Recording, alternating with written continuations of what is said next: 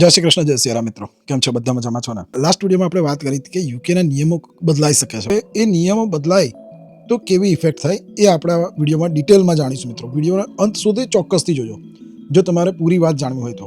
આપણે જાણીએ છીએ કે કોઈ બી દેશની ઇકોનોમી જે છે એની મૂળભૂત જરૂરિયાતો છે એ 4 વિષય પર નિર્ભર છે.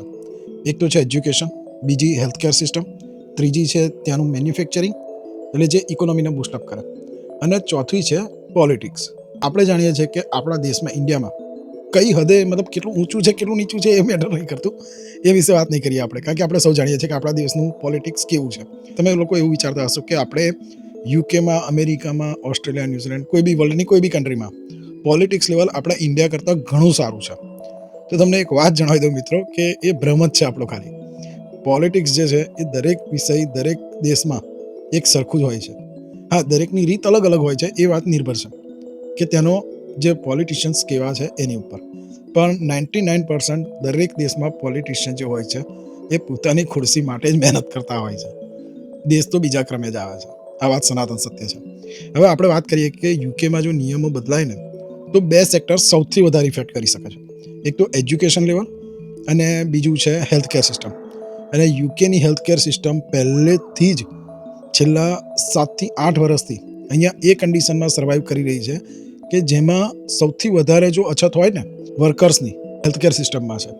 માન્ય છે કે દેશમાં વસ્તી આપણા ઇન્ડિયાની ગણતરીએ જોવા જઈએ ને તો 1% જેટલી બી નથી, 1% જેટલી બી વસ્તી નથી અહીંયા.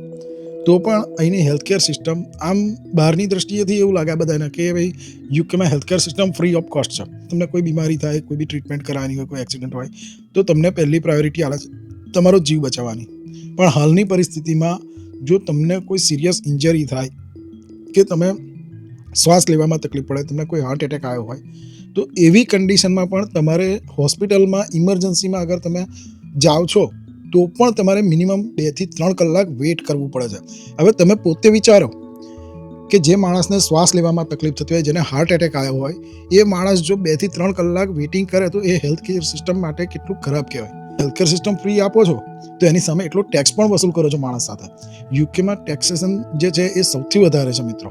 બહુ જ ઊંચું ટેક્સ લેવલ છે અહીંયા. એ પછી કોઈ વિડીયોમાં વાત કરીશું કે કેટલું ટેક્સ કયા બેઝ પર આવે છે. પણ હાલની પોઝિશનમાં આપણે વાત કરવાની છે કે અહીંની જે 2 સિસ્ટમ છે, હેલ્થકેર સિસ્ટમ અને એજ્યુકેશન સિસ્ટમ, આ 2 વિષય પર કેવી રીતે અસર કરી શકે છે. આવનારા નિયમો જે સબના મહેમૂદ અહીંયા ચેન્જ કરવા જઈ રહી છે ને, એ નિયમોની અસર કેવી થશે. તો યુકેનું એજ્યુકેશન લેવલ જોવા જઈએ ને તો અહીંયા જે શરૂઆતથી મતલબ ફર્સ્ટથી લઈ અને 13th સુધી, આપણે અહીંયા ઇન્ડિયામાં 11th 12th સુધી હોય છે, પછી કોલેજ આવી જાય, પણ અહીંયા 11th 12th અને 13 એ રીતે હોય છે, અને ત્યાર પછી યુનિવર્સિટી. આ રીતનું એજ્યુકેશન સિસ્ટમ છે. હવે અહીંયા જોવા જઈએ ને તો 12th સુધી તમને ફ્રી ઓફ કોસ્ટ એજ્યુકેશન મળે છે, પ્લસ ગવર્મેન્ટ બેનિફિટ આપે છે. જે બી સ્ટુડન્ટ હોય એમને ટોટલી ટ્રાન્સપોર્ટેશન હોય એ ફ્રી હોય છે. પ્લસ જ્યાર સુધી તમારી ઉંમર 16 વર્ષની નથી થતી ત્યાં સુધી ગવર્મેન્ટ તમને પર ચિલ્ડ્રન્સ, તમારા ઘરમાં જેટલા બી બાળકો હોય એ બાળકો દીઠ તમને 300 પાઉન્ડ વીકલી યા તો મંથલી કંઈક આપે છે. મને ડિટેલમાં નથી ખબર, હું અહીંયા ઉપર સ્ક્રીનશોટ લગાવી દઈશ, તમે જોઈ લેજો. બીજી વસ્તુ કે અહીંયાની જે એજ્યુકેશન સિસ્ટમ છે એમને પોતાની સિસ્ટમ ચલાવવા માટે પૈસા ક્યાંથી આવે? યુનિવર્સિટીઝ છે. તો એ યુનિવર્સિટી અહીંયા આગળ જેટલી બી છે એમને અહીંયા લોકલી જેટલા બી સ્ટુડન્ટ આવે છે એમની પાસેથી એટલી ફી વસૂલ નથી કરી શકતા. અને એ એજ્યુકેશન સિસ્ટમને આગળ વધારવા માટે, ચાલુ રાખવા માટે અને અહીંયા ઇકોનોમીને બૂસ્ટઅપ કરવા માટે આ લોકો શું કરે છે કે ઇન્ટરનેશનલ સ્ટુડન્ટને ઇન્વાઇટ કરે છે કે તમે અમારા દેશમાં આવો, એજ્યુકેશન પૂરું કરો, એની ઉપર અમે તમને PSW આપીશું, મતલબ પોસ્ટ સ્ટડી વર્ક વિઝા એ આપીશું. 2 વર્ષના, પહેલાં 2 વર્ષની પ્રોમિસ હતી, હવે અત્યારે 18 મહિનાની થઈ ગઈ છે, સોરી. તો હવે આવી પ્રોમિસ આપે છે અને પછી એમ કહે છે કે તમે PSW તમારું પૂરું કરો, ત્યાર પછી તમે 5 વર્ષ વર્ક વિઝા પર યુકેમાં અગર સમય પસાર કરી લો છો તો આ ક્રાઇટેરિયાને પૂરો કર્યા પછી તમે ILR માટે એપ્લાય કરી શકો છો. ILRની અંદર તમારી કન્ટ્રીમાં જવું હોય તો ગમે ત્યારે તમે જઈ શકો છો, અને યુકેમાં કોઈ પાસે ILR છે ત્યાં સુધી તમે રહી શકો છો. આ એક ILRની રૂલ્સ હતી. પણ અત્યારે જે નિયમો ચેન્જ થાય છે ને, જે પોસ્ટ સ્ટડી વર્ક વિઝા હતા 2 વર્ષના, એને 18 મહિના કરી દીધા. પ્લસ અહીંની જે ઇન્ટરનેશનલ સ્ટુડન્ટ્સની જે ફીસ હતી, એમને જે IHS ભરવાનું હતું અને ઇન્ટરનેશનલ સ્ટુડન્ટ માટે જે વિઝા ફી ને એ બધું હતું એ અહીંની ગવર્મેન્ટે અત્યારે ઊંચું કરી દીધું છે, મતલબ વધારી દીધી છે. તો એ વધારાના કારણે જે છેલ્લા 3 વર્ષની અંદર જેટલા સ્ટુડન્ટ આવતા હતા એની સરખામણીમાં અત્યારે 40% ઘટાડો નોંધાયો છે. એટલે યુકેની ઇકોનોમીને ત્યાં પહેલો ફટકો પડ્યો. હવે જો આ 10 વર્ષનો નિયમ આવશે તો અહીંયા જે બી સ્ટુડન્ટ આવવાની ગણતરી કરે છે, અહીંયા સેટલ થવાની ગણતરી કરે છે, એમાં નહીં તો બીજા 40% ઘટાડો આવી શકે છે. મતલબ કે જે 2023 સુધીમાં જેટલા સ્ટુડન્ટ અહીંયા આવેલા છે એમાંના 80% સ્ટુડન્ટ ઓછા થઈ જશે. એટલે તમે પોતે વિચારો કે યુકેની ઇકોનોમીમાં કેટલો મોટો એક શોર્ટેજ ઊભી થશે. હવે એ શોર્ટેજ ક્યાં જઈને પતશે ખબર તમને? અહીંયા જેટલા સ્ટુડન્ટ ઓછા આવશે એટલી જોબો અહીંયા વેકેન્સીઓ વધી જશે. કારણ કે દરેક વર્ષે સ્ટુડન્ટ અહીંયા આવે છે તો નવા બિઝનેસ બી ઊભા થાય છે, નવા અને આ જે સ્ટુડન્ટ આવે છે અહીંયા ફૂલફિલ કરતા હોય છે.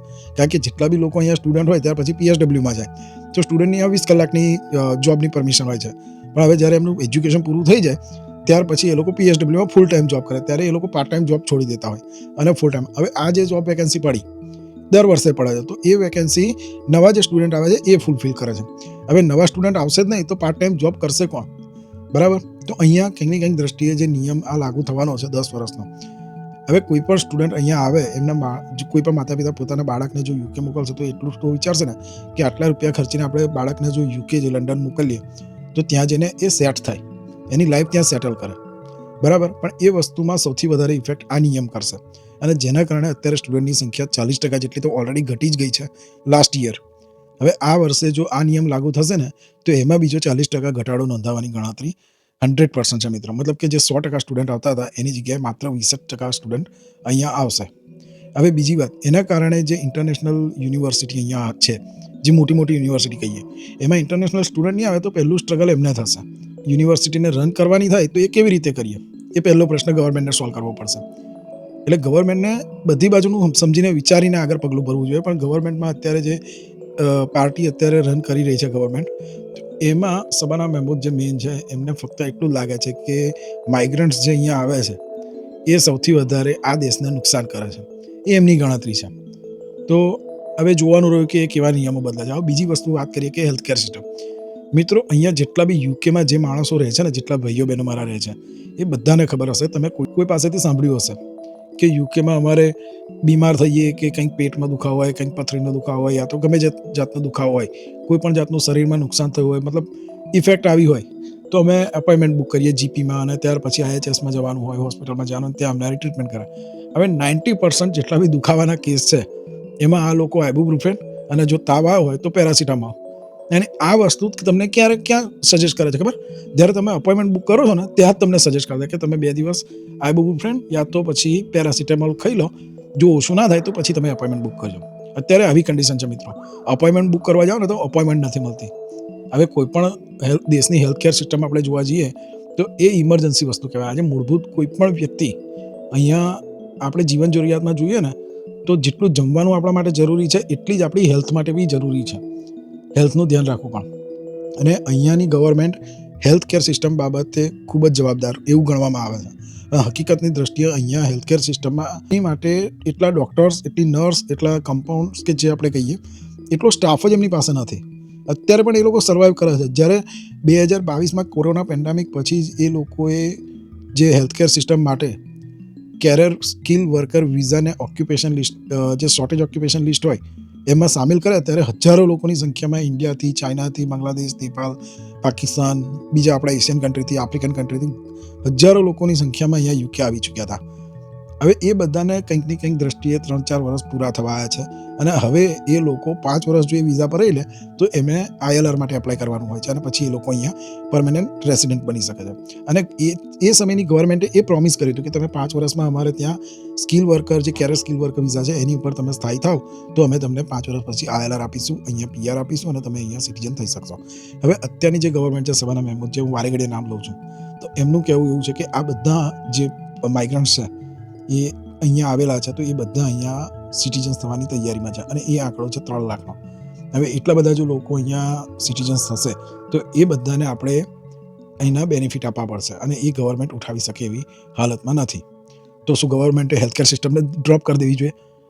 આજે તમે જે પ્રોમિસ કરો છો, જે ગવર્મેન્ટે એ ટાઈમે પ્રોમિસ કર્યું હતું કે 5 વર્ષ પછી તમે અહીંયા સિટીઝન થઈ શકશો, PR થઈ શકશો, તો અત્યારની ગવર્મેન્ટ એવું કેવી રીતે કરી શકે કે ભાઈ 5 વર્ષ પછી હવે તમારે બીજા 5 વર્ષ બી રહેવા પડશે?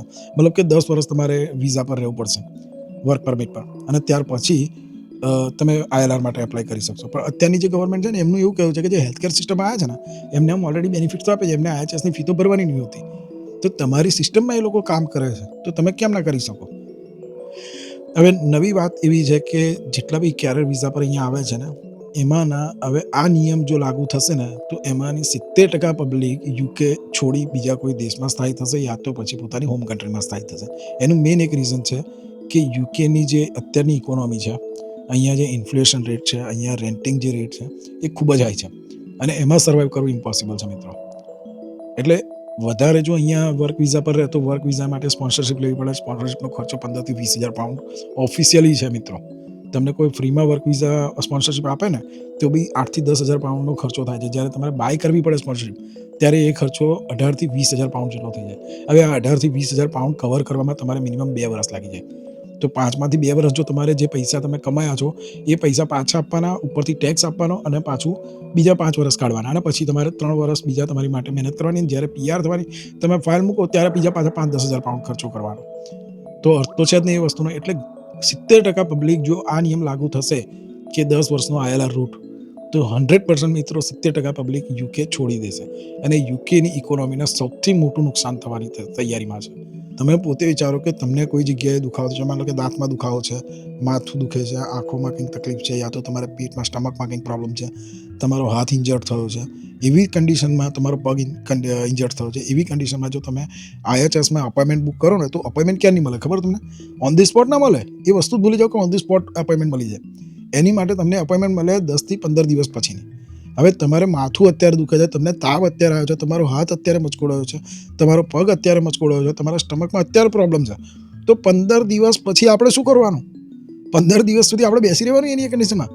તો એ લોકો શું કહે છે કે તમે 111 પર કોલ કરો અને ત્યાંથી ડૉક્ટર આસિસ્ટન્ટ જે હોય એની તમે સલાહ લો. હવે ડૉક્ટર આસિસ્ટન્ટ શું કરે કે તમે હયાતમાં છો, હવે એમની સાથે ઇંગ્લિશમાં વાત કરવી પડે અને આપણે ઇન્ડિયન્સમાં ઘણા એવા લોકો છે જેને ઇંગ્લિશમાં વાત કરતા ઓછી ભાવે અને તે બી ફોન પર, અને પોતાની જે બીમારી હોય એને આખી એક્સપ્લેન કરવાની કે તમારું BP કેટલું છે, તમારી હાર્ટબીટ કેટલી છે, તમને શું પ્રોબ્લેમ છે, કેવી રીતે થયું, તમે લાસ્ટ નાઇટ શું ખાધું, શું તમે ક્યાં ગયા હતા, તમને તમારો હાથ કેવી રીતે મચકોડાયો, કેવી રીતે તમારો પગ મચકોડાયો, કે કેવી રીતે તમને માથું દુખે છે, એ બધું જ તમારે જણાવવાનું.